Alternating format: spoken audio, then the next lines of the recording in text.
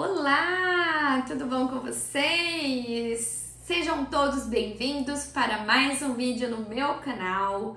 E eu não poderia deixar de pedir para vocês ativarem as notificações, se inscrever no meu canal. Teremos vídeos toda semana com temas muito bacanas. Então, se você gosta desse tipo de tema de psicologia, sejam todos bem-vindos. E se você conhece alguém que goste, manda meu vídeo para eles, compartilhe, fazendo um favor. Bom, pessoal, hoje o tema é: Larissa, meu filho está mentindo, e aí, o que eu devo fazer? Bom, pessoal, esse tema é um tema que aparece muito pra mim aqui na clínica. Afinal, quem aqui que foi criança e me fala que nunca mentiu? Todo mundo já mentiu. A gente também mente às vezes na nossa vida adulta, não é mesmo?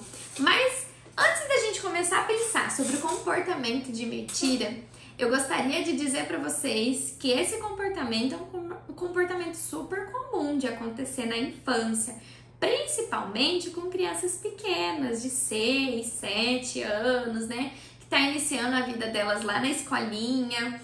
Claro que tem algumas crianças que começam mais cedo em suas escolas, mas é super comum, até porque nessa idade a criança ela tem um comportamento de fantasiar. Então, às vezes, ela tem um pouco de dificuldade de dizer o que é real do que é irreal, né? É super comum isso acontecer nessa faixa etária de idade, ali na primeira infância, dos 2 aninhos até os 6 aninhos de idade. Passou dessa idade, às vezes está muito linkada aos comportamentos que essa criança tem dentro de casa.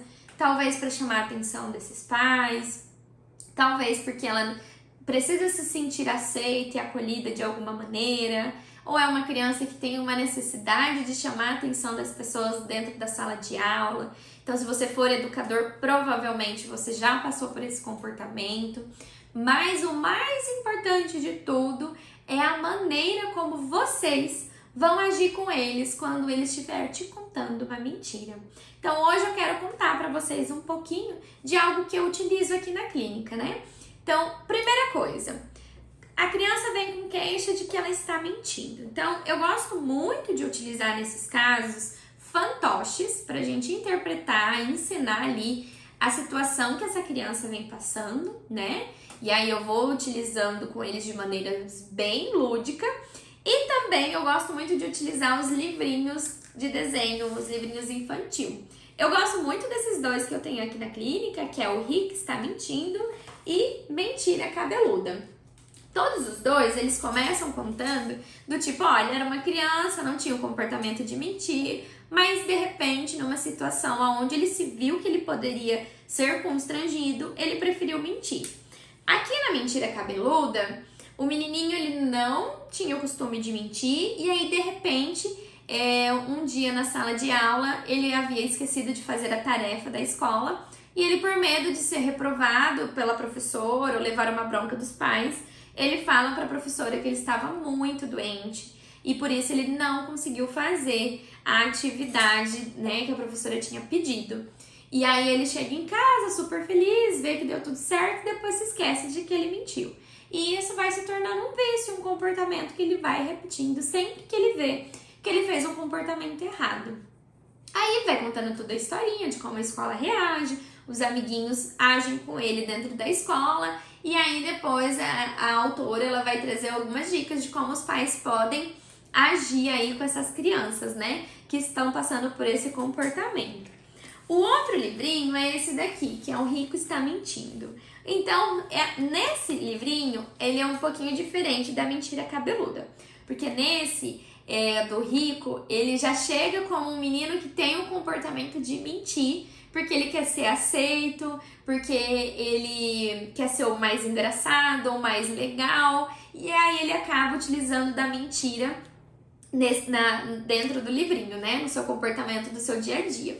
E aí é muito interessante o que acontece. Conforme ele vai mentindo na historinha, os amiguinhos vão percebendo, e aí vão ver, para, Rick, você é muito mentiroso, você, tá contando aí que você foi pra tal canto e a gente te viu no mercado no final de semana. E aí ele vai percebendo que essa mentira vai se tornando uma bola de neve, até que um dia a mãe passa por uma situação e pergunta pra ele quem foi que fez tal coisa. E aí ele coloca a culpa na irmã, né? Quem tem mais de um filho vai saber que esse comportamento é super comum. E aí a mãe dele fala, filho, esse comportamento que você tá me dizendo, essa mentira que você está me dizendo não cabe aqui pra gente. Porque a sua irmã nem está aqui em casa, né? E aí ele vai percebendo que ele vai ficando cada vez mais nervoso. E aí no livro, ele vai aprendendo que é melhor ele dizer a verdade do que ele mentir. Porque a cada vez que ele mente, ao invés dele trazer as pessoas pra ele afasta as pessoas. E aí mais ninguém consegue confiar nas coisas que ele fala. E aí no finalzinho do livro, é muito legal que o autor, ele traz algumas atividades que você pode estar fazendo com a criança. Então, olha, depois da história, quais são as perguntas que você pode trabalhar com a criança, ideias para os pais e vamos conversar sobre isso. Daí ele fala perguntinhas do tipo, o que o Rick disse aos amigos quando passou o caminhão de corpo de bombeiro? O que o Rick quebrou? Rick falou a verdade para sua mãe? E aí vai sendo, uma forma de certa maneira não só ouvir a historinha, mas também trabalhar com as crianças, né? Sempre utilizando aí muito da imaginação. Bom, aqui eu deixei 2 diquinhas para vocês utilizarem aí na sua casa. São livros que eu gosto muito de utilizar aqui na clínica, mas que vale muito a pena para vocês, papais, terem em casa. Que é uma forma de vocês ensinar os seus pequenos de uma maneira super lúdica, gostosa e ainda estar junto com eles, né? Então, criar vínculo com o seu filho. Sempre é importante perceber se você está em falta nessa relação, se você está sendo aquele pai muito ausente, né?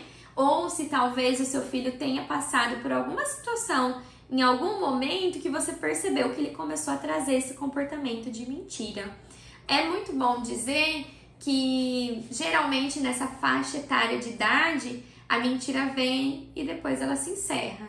Mas se permanecer com muita frequência, é interessante buscar uma ajuda aí de um profissional da psicologia para você poder entender melhor aonde está o erro, qual é o desajuste aí nessa relação que pode estar fazendo com que o seu filho esteja mentindo. Bom, pessoal, fica essas diquinhas para vocês. Espero que vocês tenham gostado e qualquer dúvida vocês podem estar me enviando aqui nos comentários. E um beijão, espero ter ajudado todos vocês. Beijos, tchau!